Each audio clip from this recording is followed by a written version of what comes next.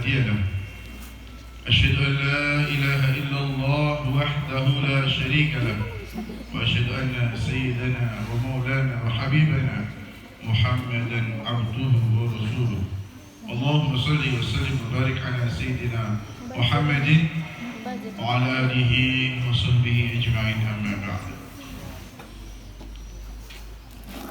Yang kami muliakan Bapak Ketua Yayasan Bapak Supriyono serta bapak-bapak, ibu-ibu pengajar sekalian, adik-adik siswa-siswi MTS Al-Mujahidin yang semoga senantiasa dalam kecintaan Allah Subhanahu wa taala. Amin ya rabbal alamin. Alhamdulillah rabbil alamin. Patutlah kita senantiasa bersyukur kepada Allah Subhanahu wa taala karena limpahan karunia yang Allah berikan kepada kita. Hingga saat ini Allah letakkan nikmat yang termulia, nikmat yang terbesar, nikmat yang hanya Allah berikan kepada yang dicintai saja. Nikmat apa itu? Nikmat iman. Nikmat iman. Yang selain itu di bawahnya. Materi-materi itu nikmat yang paling ujung. Hari ini nikmat materi dikejar-kejar, padahal itu nikmat yang paling bawah. Nikmat terbesar, tertinggi adalah nikmat iman. Apalagi kita, alhamdulillah, hari ini Allah Subhanahu wa taala letakkan di salah satu pendidikan Islam yang baik, yaitu sekolah MTS Madrasah Tsanawiyah, yang tentu di dalamnya banyak ajaran-ajaran kebaikan, materi-materi agama yang lebih banyak daripada sekolah yang lain. Maka syukur pada Allah Subhanahu wa taala. Kemudian salawat serta salam marilah kita haturkan kepada junjungan kita baginda Nabi Agung Muhammad sallallahu alaihi wasallam, Nabi yang senantiasa kita nantikan syafaatnya, Nabi yang kita rindukan bertemu dengannya. Semoga kita diaku sebagai umat beliau dan kelak layak untuk mendapatkan syafaat dari baginda Nabi Muhammad sallallahu alaihi wasallam.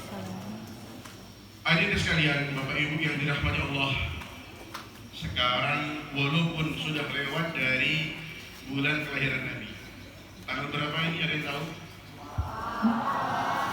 Benar, tapi salah. 4 itu kalau Masehi. Kalau Hijriahnya berapa? Ada yang tahu?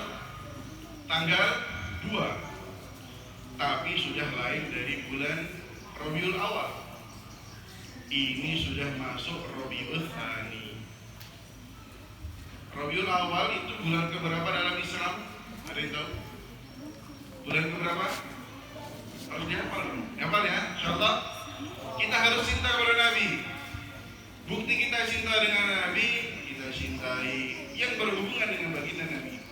Bulan Hijriah itu bulan penanggalan yang dipakai oleh sahabat baginda Nabi Muhammad sallallahu alaihi wasallam. Bulan berapa ini? Bulan 10. Betul, tapi salah. Untuk Hijriahnya sekarang adalah Rabiul Tsani. Sedangkan bulan kelahiran baginda Nabi adalah Rabiul Awal. Rabiul Awal itu bulan ketiga. Muharram, Safar, Rabiul Awal, Rabiul Tsani. Hafal ya? Yang kan sama nanti kan insyaallah dihafalkan. Bukti kita cinta kepada Nabi Muhammad SAW. Bahasa Arab kita cintai. Bahkan ada kerinduan mau bertemu dengan baginda Nabi Muhammad SAW. Siapa yang lihat berangkat ziarah makam Nabi? Semua ya? Disisihkan dari sekarang, ditulis kalau perlu. Ya Allah, aku rindu kepada Nabi. Suatu saat berikan rezeki kepadaku untuk berziarah kepada-Nya. Karena haji, umrah, ziarah kepada baginda Nabi bukan karena kaya dan karena mampu, tapi panggilan dari Allah. Banyak orang kaya tapi tidak mampu datang. Maka Rasulullah Ta'ala kita buktikan salah satu bukti kecil kita cinta dengan baginda Nabi Muhammad Sallallahu Alaihi Wasallam dengan kita membuat majelis Maulid baginda Nabi Agung Muhammad Sallallahu Alaihi Wasallam untuk menambah semangat. Ada cerita seorang sahabat bertanya kepada baginda Nabi, "Mata sah, wahai Nabi, kapankah terjadi hari kiamat?" Kalau kita kan biasa tanya, "Bu, kapan liburnya?" Ya, kapan nih? Ada jam kosong, ibu rapat, kami nggak belajar, kayak gitu kan? Kalau sahabat tanya gimana? Mata sah, kapan hari kiamat itu? Itulah beda kita dengan para sahabat. Sahabat Nabi itu makannya sedikit, tidurnya sedikit. Kalau kita sedikit-sedikit makan, sedikit-sedikit tidur. La ilaha illallah. Sahabat bertanya, "Mata sah, kapankah hari kiamat?" Maka Nabi bertanya, tanya ini pasti ada maksud.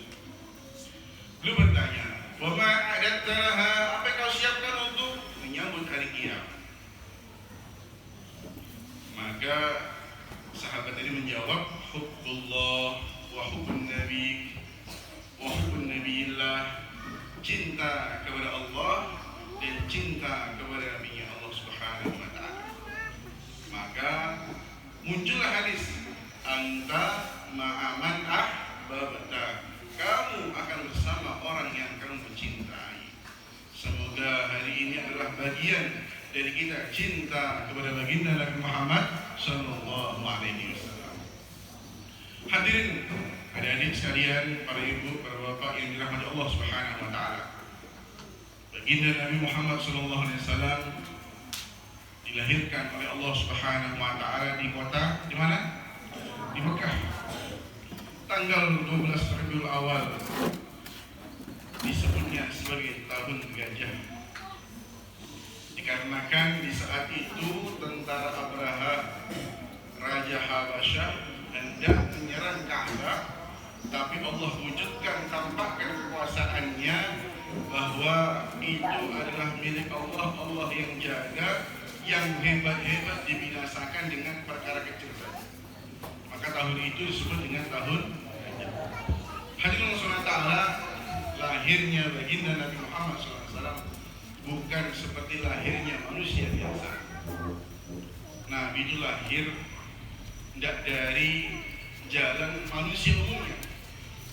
Ibu beliau Aminah radhiyallahu anha dibelah perutnya dengan tanpa bekas. Setelahnya Nabi SAW dilahirkan wahuwa sajidan, dalam kondisi sujud kepada Allah. Nabi itu lahir langsung sujud kepada Allah. Maka kita sebagai umatnya malu kalau udah sunat baru nggak mau sujud pada Allah Ta'ala. InsyaAllah pesan baginda Nabi salah satunya as-shalah, as-shalah, jagalah sholat, jagalah sholat. Laki-laki sholatnya di mana? Benar nih, ya absen ini ada gimana? 3 tertib sholat baginda Nabi untuk laki-laki. Di awal waktu, di mana azan dikumandangkan dan dengan berjamaah. Maknanya di masjid. Hadirin Allah Subhanahu wa taala, baginda Nabi SAW dilahirkan dengan begitu istimewa. Bahkan di saat lahirnya baginda Nabi, api Majusi yang ribuan tahun tak pernah padam, lahir baginda Nabi langsung padam. Kalau kita lahir mungkin langsung mati lampu ya, langsung PLN-nya mati lampu. Saking beratnya itu pikiran orang tua. Nabi lahir langsung kemaksiatan meredup. Api Majusi yang ribuan tahun tak pernah padam, akhirnya padam. Maka Rasulullah Ta'ala salah kalau orang mengatakan Nabi ya manusia juga. Nabi memang manusia, tapi bukan sembarang manusia. Beliaulah manusia yang istimewa. Dalam syair dikatakan, ka'annaka khuliqta kama tasha, khuliqta mubarra'an min kulli aibin, kama khuliqta kama tasha. Nabi Allah ciptakan dengan sempurna. Kalau kita itu orang tuanya pinginnya lahir hidungnya mancung apa pesek? Mancung ya. Bahkan kita sendiri kalau ngaca tuh pegang-pegang hidung. Kapan mancungnya?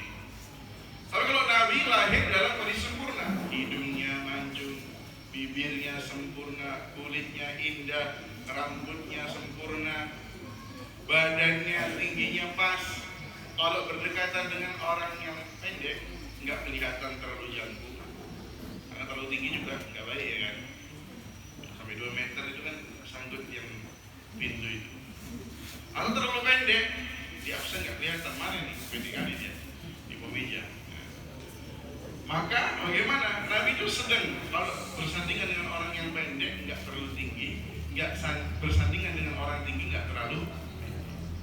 Itulah junjungan kita baginda Nabi Muhammad SAW. Kenapa ini kita perlu baca?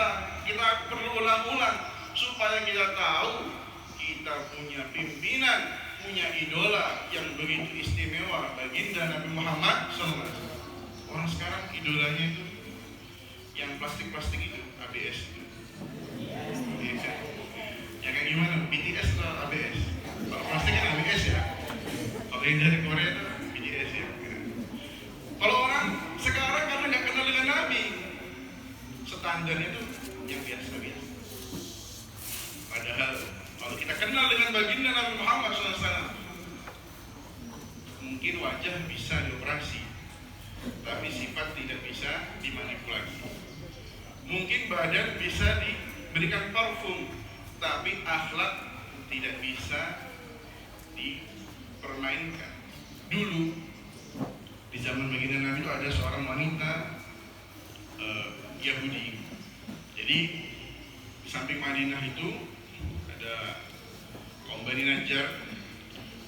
Orang Yahudi dan orang Islam hidup berdampingan. Jangan kita berpikir nih orang non Muslim harus diberantas, semua tidak. Mereka diberi 2 pilihan oleh baginda Nabi. Satu, masuk Islam, aslim aslam, masuk Islam selamat, tidak perlu keluar biaya, tak akan tersakiti walaupun 1 rambut. Atau 2, bayar jizyah, bayar upeti. Kalau kita sekarang kayak pajak gitu lah. Kalau dulu berlaku hanya untuk orang non Muslim. Maka ceritanya adalah ada seorang wanita tua yang itu dalam kondisi yang sangat papa, tidak punya keluarga. Maka setiap pagi dia selalu ada orang, karena dia ini buta, tidak tahu. Selalu ada orang bawakan makanan untuknya, dihidangkan dengan begitu adabnya dan begitu santunnya. Dia begitu senang dengan pemuda yang memberikan ini makanan. Maka dia sambil memuji pemuda itu, sambil mencela Nabi Muhammad. Itu loh, di Yasrib itu ada orang ngaku Nabi gini, digunjing. Kemudian setelah baginda Nabi SAW wafat, kemudian digantikanlah posisi Khulafaur Rasyidin oleh siapa? Khulafaur pertama Sayyidina Abu Bakar Siddiq. Digantilah oleh Sayyidina Abu Bakar Siddiq. Maka beliau pun menggantikan seluruh kegiatan baginda Nabi, termasuk menyantuni wanita Yahudi tadi. Maka hari pertama beliau menjadi khalifah, langsung didatangi wanita tersebut, diberi hidangan, dilayani dengan baik, diberikan pelayanan dengan baik. Ia mengatakan, siapa kamu ini? Kenapa pelayananmu tidak seperti biasanya? Oh, saya penggantinya, kata Sayyidina Abu Bakar. Maka mengatakan, yang sebelum kamu siapa? Oh, yang itu adalah baginda Nabi Muhammad SAW. Maka menangislah wanita Yahudi tadi dengan mengatakan, selama bertahun-tahun ia telah berkhidmat, melayani, memberikan makan kepadaku, aku caci dia, padahal aku ternyata diberi pelayanan yang begitu mulia oleh baginda Nabi Muhammad SAW. Akhirnya nenek-nenek Yahudi tadi masuk ke dalam Islam. Jadi itulah akhlaknya baginda Rasulullah SAW. Itu akhlak Nabi kepada orang non-Muslim. Maka bagaimana kita jaga akhlak kita kepada sesama Muslim? Insyaallah ya. Jangan mentang-mentang kelas 9 lihat anak kelas 7 ini kayaknya sasaran yang tepat untuk dipercobakan ini. di kelas disuruh-suruh, dibully, tidak boleh ya. Al-muslim man salima al-muslim min lisani wa yadihi. Siapa orang muslim itu? Orang yang muslim lain selamat dari lisannya dan tangannya. Kenapa Nabi kasih dua contoh ini? Coba sampai ada apa itu? Ada ngeh, ada perasaan tahu. Karena satu, min lisani ini bisa jadi simbol untuk wanita. Kalau wanita itu mungkin jarang main fisik ya kan, tapi apa itu dibully dengan perkataan segala macam, direndahkan, sehingga Nabi katakan bil lisani wa yadi. Kalau laki-laki biasanya main fisik, maka jadilah muslim sejati, jangan menzalimi orang lain dengan lisan maupun dengan fisiknya. Bersedia insyaallah? Karena semua itu akan ada pertanggungjawaban kita di hadapan Allah Ta'ala. Lisan kita, tangan kita akan berbicara. Kayak handphone itu loh.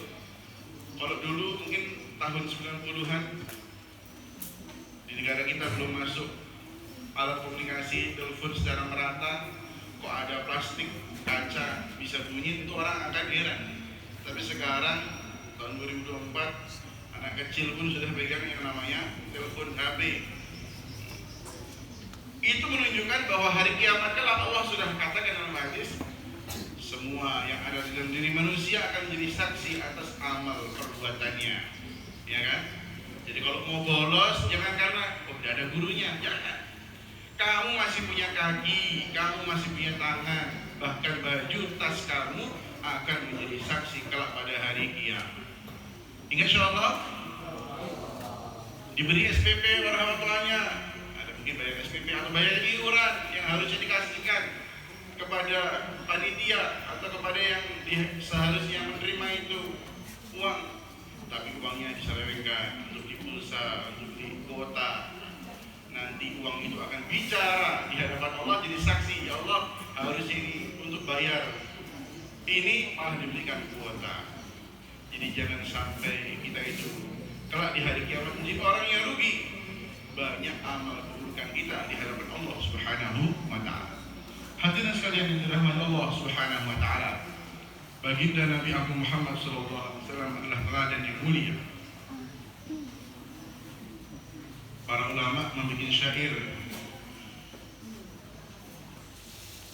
Nabi putra Abdullah, Nabi Allah Muhammad, Nabi pemimpin umat, Nabi Allah Muhammad, Nabi putra Abdullah, Nabi Allah Muhammad, Nabi pemimpin umat, Nabi Allah Muhammad, manusia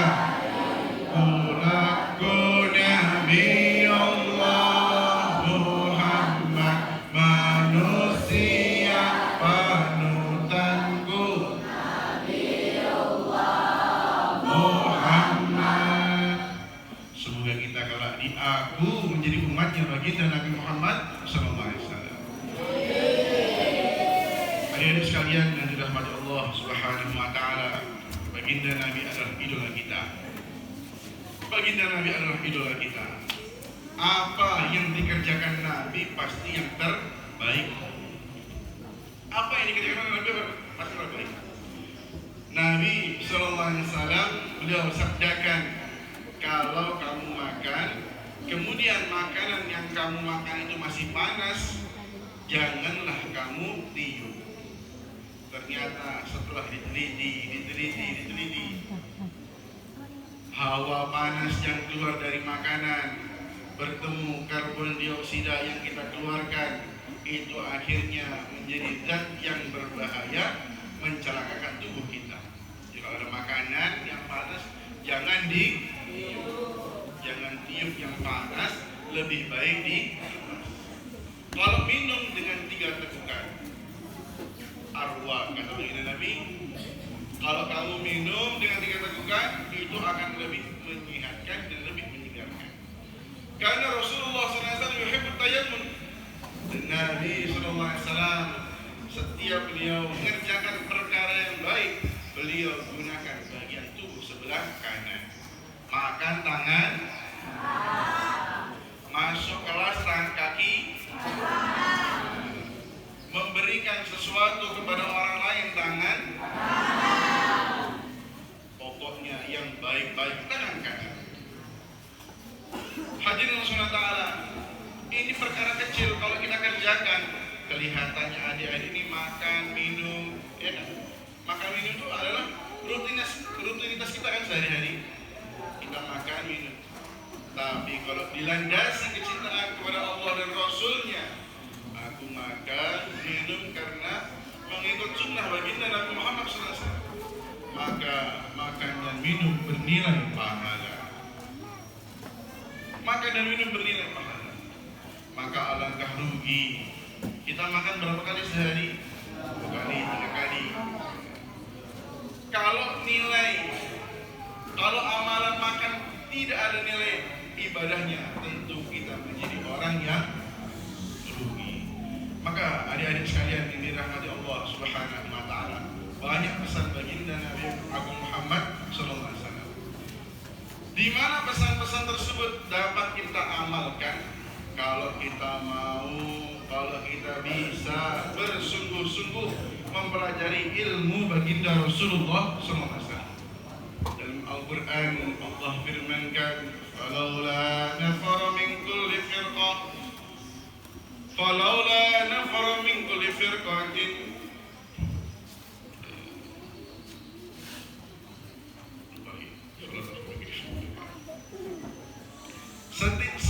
setidaknya adalah satu kelompok yang mereka belajar ilmu agama.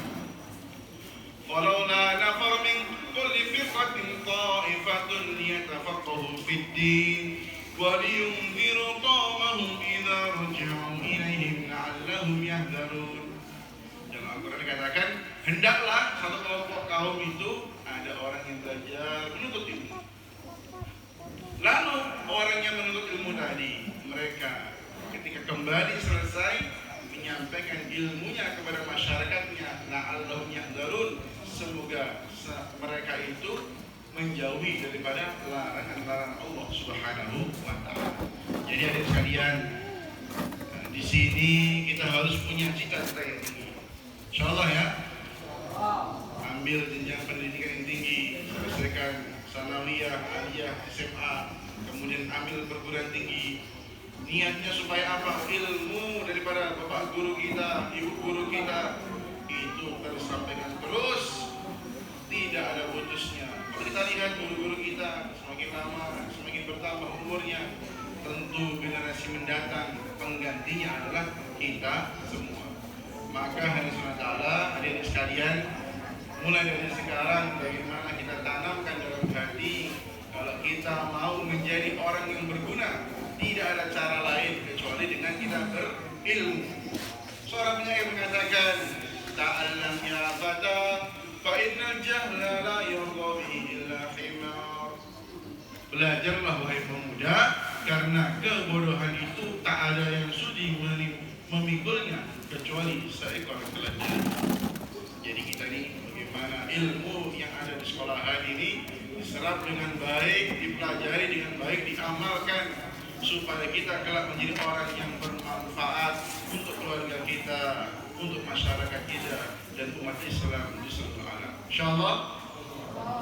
Hadirin yang dimuliakan Allah Subhanahu wa Ta'ala, wujudnya semua yang kita bicarakan tadi itu salah satu daripada kemuliaan baginda Nabi Muhammad SAW.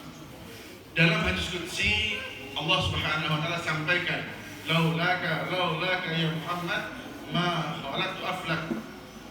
Kalau bukan karena engkau wahai Muhammad, kalau bukan karena engkau wahai Muhammad, ma khalaqtu aflak, tidaklah aku ciptakan alam semesta ini.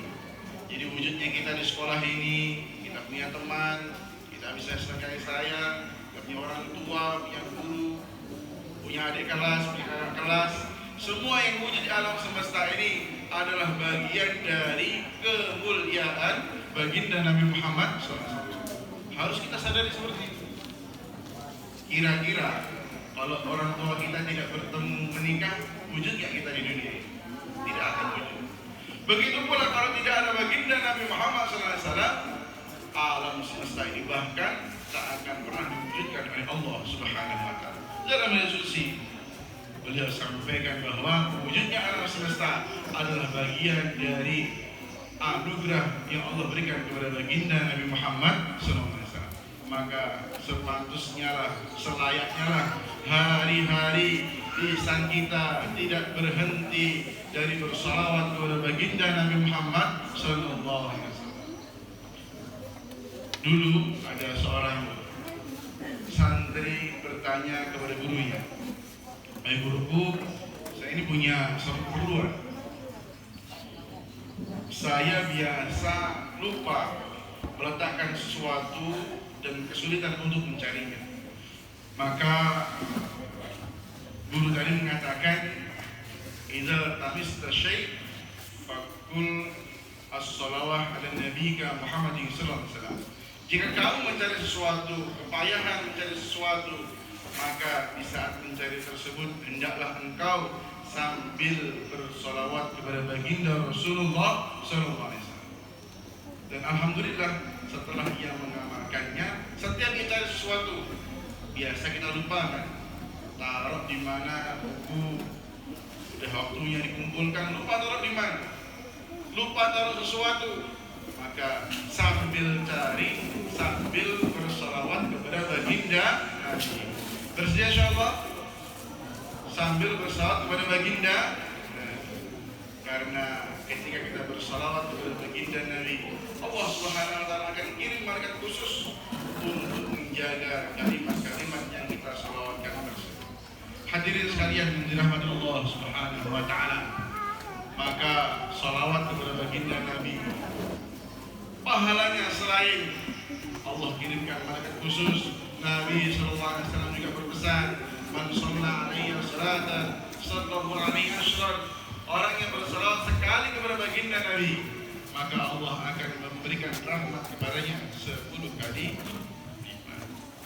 Kita salawatan lagi ya insyaallah. Maulaya salli wa sallim daiman abadan ala habibika khairil khalqi kullihim huwal habibul ladzi turja syafa'atuhu li kulli minal awwali mutahimi. Sekali lagi, Maulaya salli wa sallim daiman abadan ala habibika khairil khalqi kullihim huwal habibul ladzi turja syafa'atuhu li kulli ahli minal ahwali muqtahimi. Semoga salawat kita diterima oleh Allah Subhanahu wa Ta'ala. Majelis kita diterima oleh Allah Subhanahu wa Ta'ala. Hari kiamat kita saling mengenali, walaupun kita mungkin baru berjumpa beberapa kali, kita saling kenal di hari kiamat. Oh, itu dulu yang nyampaikan pesan-pesan baginda Nabi ketika majelis maulid di sekolah saya. Kita bisa saling mensyafaati kelak pada hari kiamat. Hadirin hadirat, adik-adik sekalian yang dirahmati Allah Subhanahu wa Ta'ala, orang yang bersalawat kepada baginda Nabi hidupnya tidak akan pernah rugi, tidak akan pernah celaka. Maka Allah Ta'ala salawat kepada baginda Nabi Agung Muhammad SAW, mengingati kelahiran baginda Nabi Agung Muhammad SAW adalah hal yang dianjurkan oleh baginda sendiri. Jadi kalau ada yang mengatakan maulid Nabi itu bid'ah, betul apa salah? Salah. Maulid baginda Nabi itu bahkan diperingati sendiri oleh baginda Nabi kita kan mungkin setahun sekali ya. Tapi kalau baginda Nabi sendiri setiap minggu, bahkan beliau memperingati hari kelahiran beliau.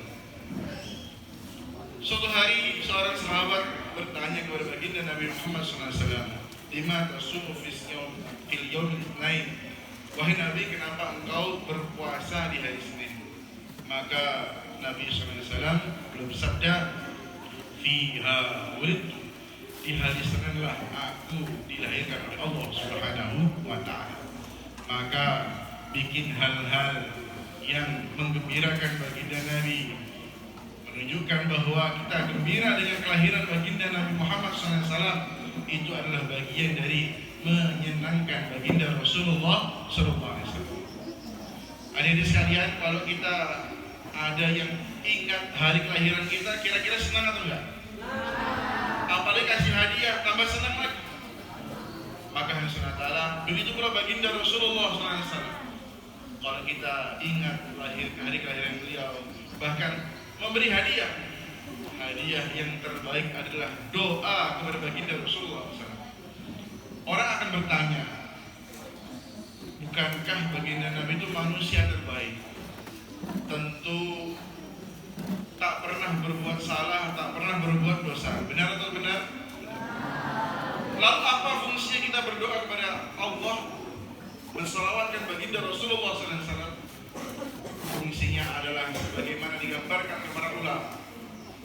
Jikalau ada bangunan yang besar, rumah yang besar, kemudian ada pengumuman siapa yang mau rumah ini dengan syarat meletakkan satu buah kerikil, maka dia sudah termasuk orang yang berhak mendapatkan istana ini. Itulah ibarat sholawat kita, doa kita kepada baginda Rasulullah SAW. Nabi SAW bagikan istana yang telah sempurna. Sholawat ketika kita itu adalah bagikan satu buah kerikil di halaman istana tersebut, yang kita, jika kita meletakkan kerikil tersebut, kita sudah berhak mendapatkan istana tersebut. Semoga majelis-majelis kita yang diterima oleh Allah Subhanahu wa Ta'ala telah menjadi saksi bahwa kita betul-betul cinta kepada baginda Rasulullah sallallahu alaihi wasallam. Hadirin yang dimuliakan Allah Subhanahu wa Ta'ala, pesan baginda Nabi Muhammad SAW adalah mengenai perkara sholat.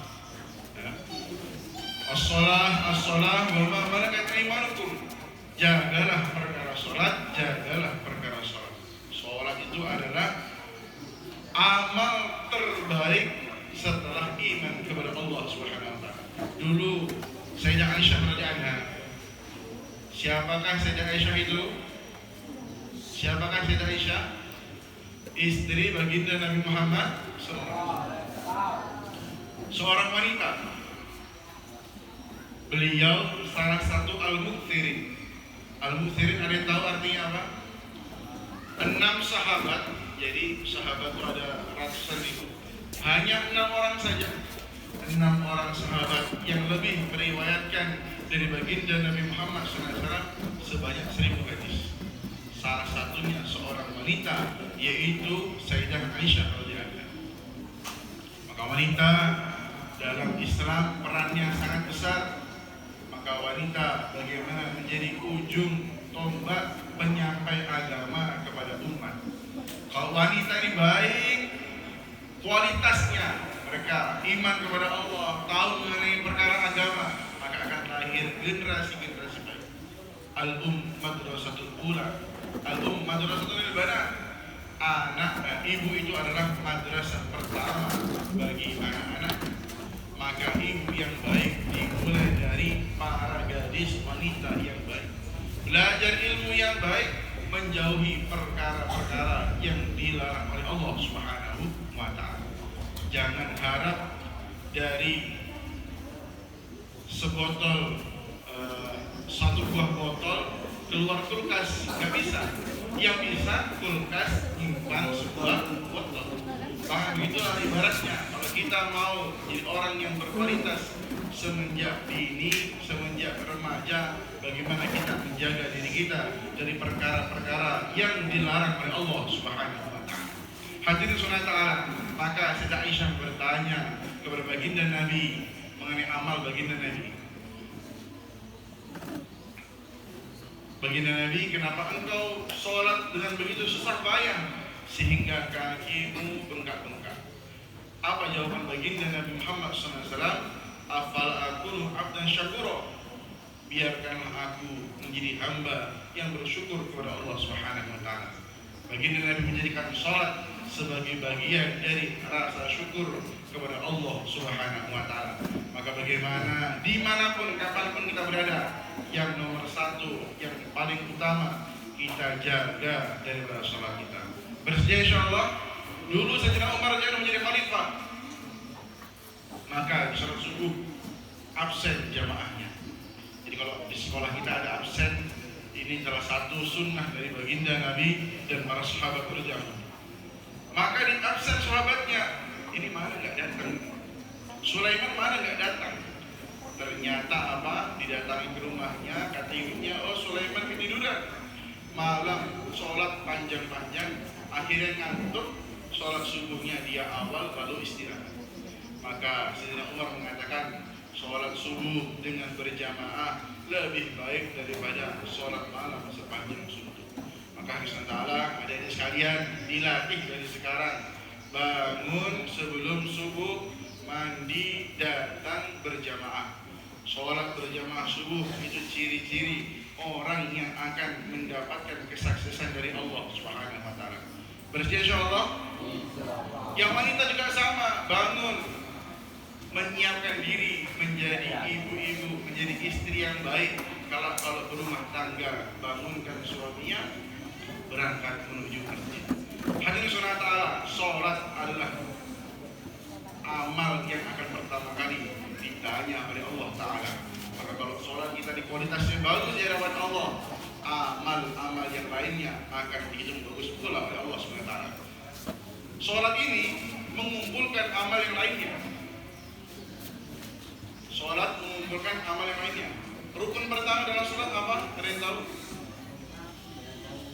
Hah?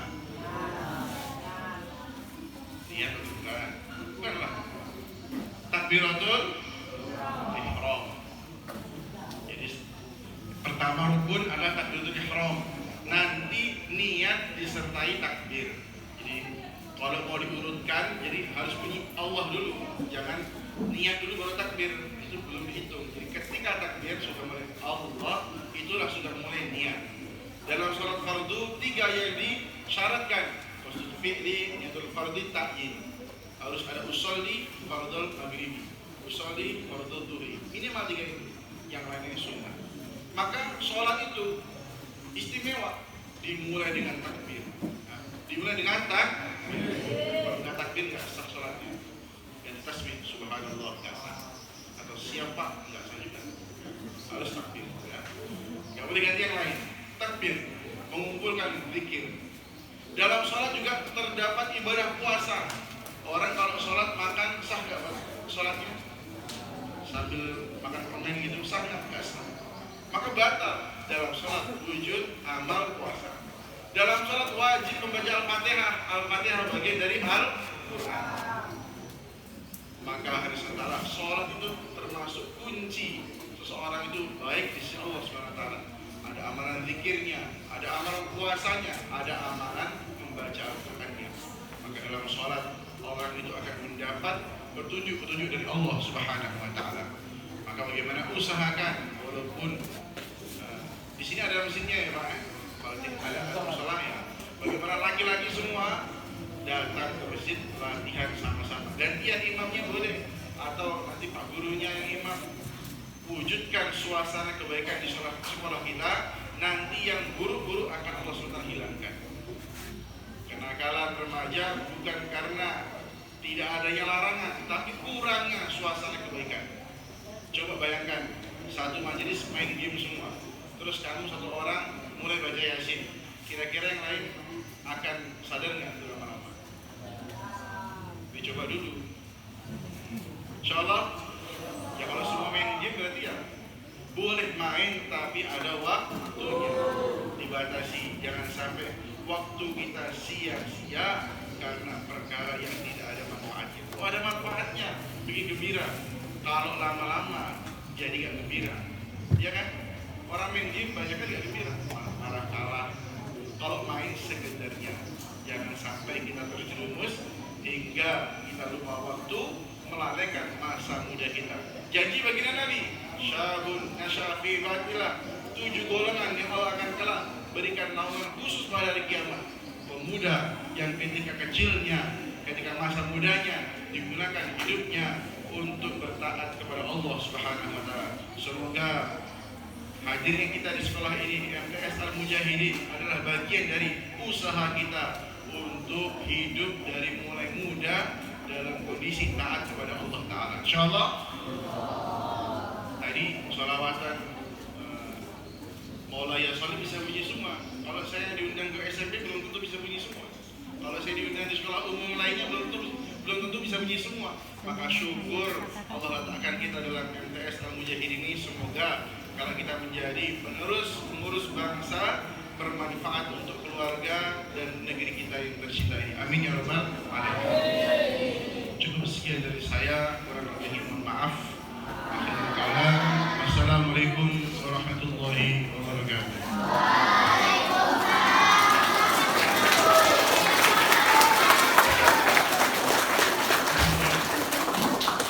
Allahumma shalli wa sallim wa barik ala sayyidina Muhammad. Walhamdulillahi rabbil alamin. Alhamdulillahi rabbil alamin. Hamdan shakirin hamdan radin yuafi ni'amahu wa yukafi'u mazidah. Ya Rabbana lakal hamdu kama yanbaghi li jalalika al-karim wa 'azimi sultanik. Allahumma 'izzil islam wal muslimin wa 'adhil ash-shirka wal mushrikin wa dammir a'da' ad-din wahdina ila as-sawa'i as-sabil. Allahumma arzuqna hubbaka wa hubba rasulik wa hubba man yuhibbuk wal 'amal alladhi yuballighuna ila hubbak. اللهم ارزقنا حسن التدبير وحسن الخلق وحسن الخاتمة. اللهم اجعل آخر كلامنا شهادة أن لا إله إلا الله وأشهد أن محمدا عبدك ورسولك. اللهم ارزقنا الاستقامة على شريعة الغراء وطريقة البيضاء وجود رسولك محمد صلى الله عليه وسلم. وأنت المستعان وعليك البلاغ. ولا حول ولا قوة إلا بالله.